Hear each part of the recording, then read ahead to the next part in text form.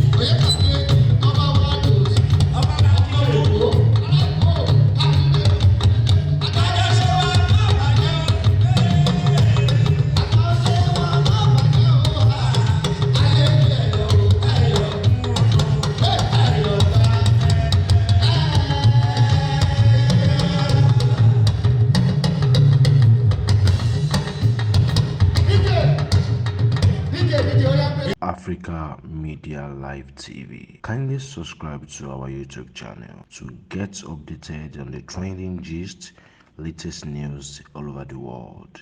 Like our page, subscribe, and share with friends. Thank you.